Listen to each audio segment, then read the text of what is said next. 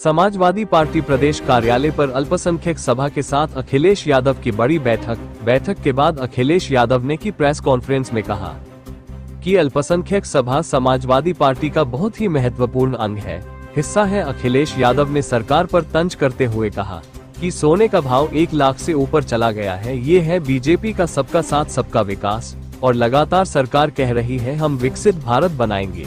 क्या विकसित भारत यही है कि कोई गरीब अपनी लड़की की शादी नहीं कर पाएगा? उन्होंने कहा कि कुंभ में 82 लोगों की मौत हुई थी, सरकार अब भी छिपा रही है। सरकार ने आंकड़े क्यों छुपाए? क्या इसलिए कि मुआवजा ना देना पड़े? अखिलेश यादव ने कहा कि जो लोग ऐसे पवित्र काम में झूठ बोल सकते हैं, वो लोग किसी भी चीज के लिए झूठ बोल सकते हैं। बीजेपी के आंकड़ों पर कोई भरोसा नहीं है। उन्होंने कहा कि प्रदेश में बड़े पैमाने पर बेरोजगारी है। इन लोगों ने रोजगार नौकरी के सर्टिफिकेट नहीं दिए हैं। ये लोग पढ़े लिखे नौजवानों को बेरोजगार बनाने का काम कर रही है। उन्होंने कहा कि जब तक बिजली सस्ती नहीं होगी तब तक कोई कारखाना नहीं लगेगा। ये सरकार फरेब कर रही है।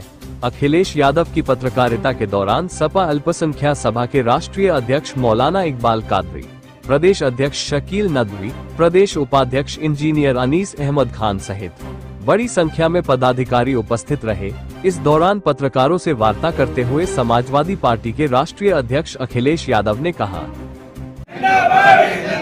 समाजवादी पार्टी के संगठन के हमारे राष्ट्रीय अध्यक्ष आदिक कादी साहब, प्रदेश के अध्यक्ष शकील और उनके सभी सहयोगी साथियों को, संगठन के पदाधिकारियों का बहुत बहुत धन्यवाद और आभार प्रकट करता हूँ। समाजवादी पार्टी का बहुत महत्वपूर्ण संगठन है और संगठन में जो हमारी आपकी बातचीत हुई है, एक दूसरे ने जो सुझाव दिए और कुछ साथी लिख करके भी देके जाएंगे, हम समाजवादी पार्टी के लोग उन तमाम सुझावों को अमल करेंगे। उन सुझावों के लेकर के हम पार्टी के लोग उनको कार्यक्रम भी बनाने का काम करेंगे। मैं धन्यवाद देता हूं अपने संगठन के लोगों का कि जिन्होंने ये संकल्प लिया है कि अपनी वोटर लिस्ट को सुधारने का काम करेंगे।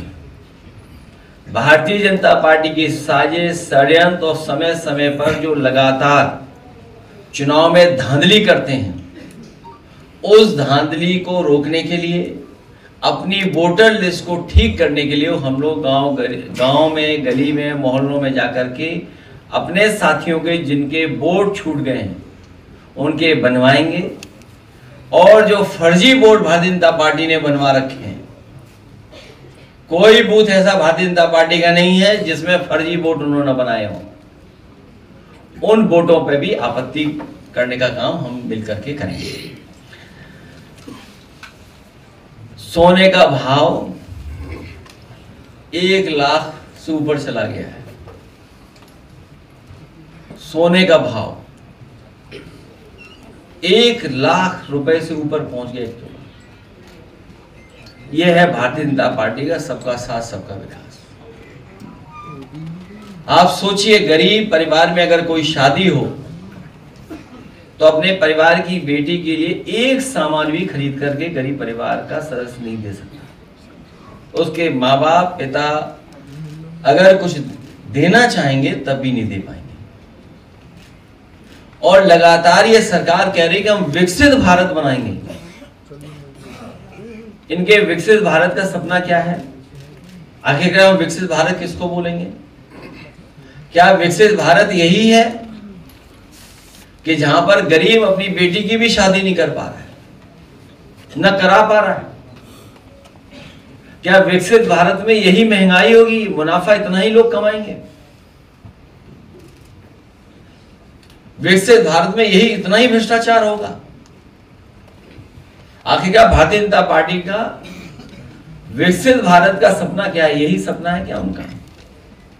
और फिर हम धन्यवाद देना चाहते हैं एक बहुत प्रतिष्ठित न्यूज चैनल का, जिन्होंने कम से कम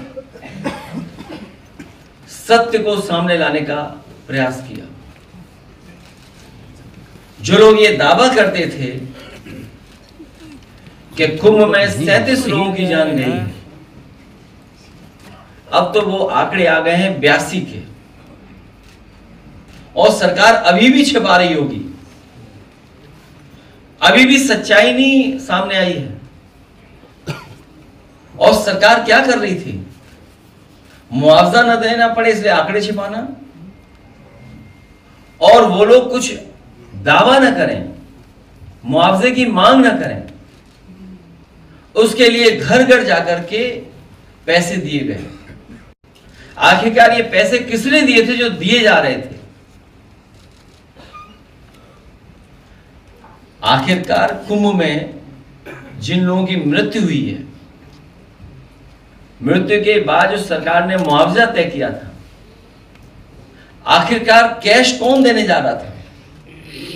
ये कैश किसका था? और अगर वो नहीं दे पाए वहां पहुंच करके उस परिवार में, तो आखिरकार वो नकदी वापस किसको मिल गई? जो लोग